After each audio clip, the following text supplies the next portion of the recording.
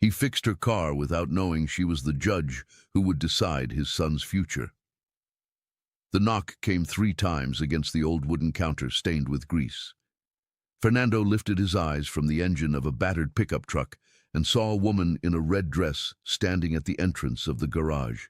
She looked completely out of place there, like a mirage in the middle of all that dust, noise, and metal. The late Thursday sun was hitting her from behind, but Fernando, worn down by 18 years of hard work, could only think about everything he still had left to do that day. Fernando was 36 years old and looked exactly like a man life had tested hard. He woke up at 5 every morning, drank strong coffee, and opened the repair shop he had inherited from his father on the edge of a small Texas town. Everything he did had a reason. That reason was Miguel, his 6-year-old son. Ever since his wife Juliana died in a crash caused by a drunk driver, Fernando had made himself one promise. Nothing and no one would ever take that boy away from him. "Good morning," the woman said in a calm, polished voice. "My car broke down on the highway, and I need to be in Houston by 6. Fernando wiped his hands on an old rag. He still had 2 cars to finish, had to pick Miguel up from school, and planned to make the kids' favorite dinner that night, instant noodles with hot dogs. But he saw real desperation in the woman's face and decided to help. Her car, a newer silver Mercedes sedan, was sitting half dead by the roadside. The diagnosis was quick. A timing belt issue. Expensive. Serious. The kind of repair that should have taken much longer and cost much more. The woman said her name was Marina. Fernando improvised a temporary fix, enough to get her safely to Houston if she drove carefully, and brought the car back on Monday for the full repair. She tried to hand him $1,000 to rush the job, but Fernando, seeing she was genuinely in trouble, charged her only $300. While he worked, Marina quietly watched him. She saw Miguel's drawings taped to the garage wall. She noticed the way Fernando handled every tool with care. She heard the old country music playing from a dusty radio in the corner. She asked if he had children, and without drama, without trying to earn sympathy, he told her he was raising his son alone after losing his wife. Something tightened inside Marina's chest.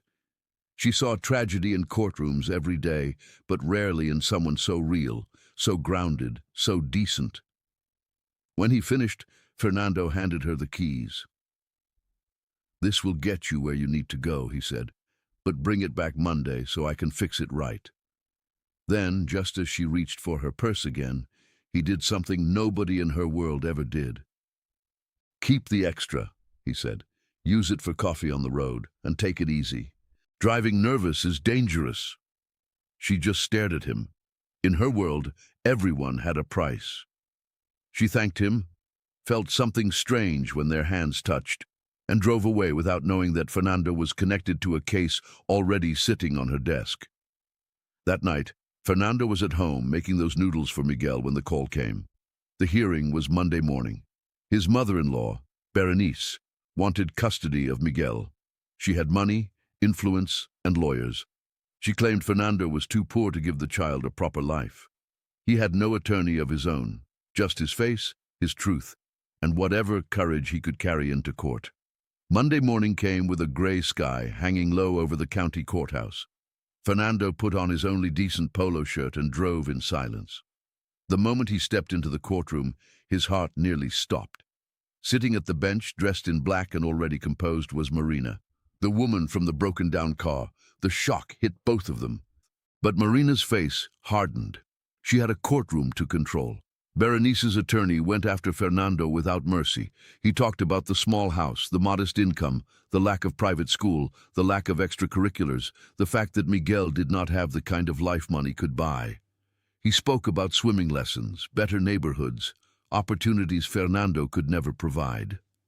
Fernando finally snapped.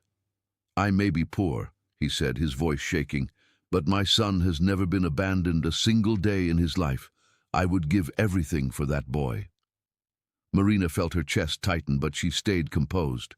For the moment, she ruled that Miguel would remain with his father while the court waited for a full social services report.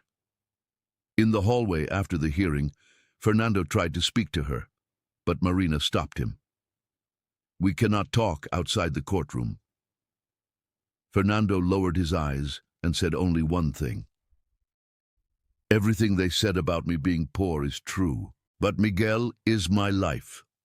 Marina watched him walk away and felt something deeply uncomfortable inside her. The law and justice were no longer standing quietly together. They were pulling against each other. Over the next few days, Fernando did the impossible. He painted the house with cheap paint, fixed Miguel's bed with help from a neighbor, printed nutrition guides from the internet, repaired everything he could with his own hands. He worked late, slept little, and kept moving. Then, on Thursday afternoon, Marina returned to the garage, again in red, again completely out of place. This time she was not there because of the car. "I can't stop thinking about this case," she admitted.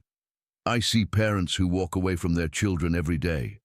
And now I'm supposed to question a father who gives everything he has just because he doesn't have money." Fernando looked at her for a long moment, then spoke quietly. "Come to dinner. See the truth for yourself, not the reports." She knew she should say no, but she did not. The next night, Marina sat in Fernando's small kitchen and met Miguel. She saw the drawings on the walls, the way the boy laughed with his father, the way Fernando carried him half asleep to bed, the way love filled every inch of that modest home without anyone needing to announce it. And in that moment, she understood something no legal brief could fully explain. Miguel did not need a pool. He needed his father. There, in the warmth of that ordinary, beautiful house, something happened that neither of them had planned. They kissed. A kiss that was wrong for the courtroom, but felt true everywhere else. Marina stepped back first, breathing hard. 30 days, she said. Do everything right. Let the report come in, and I'll decide what the law truly allows. At the final hearing, Berenice's side returned to the same argument. Money versus poverty. Privilege versus simplicity. Fernando stood for one last appeal.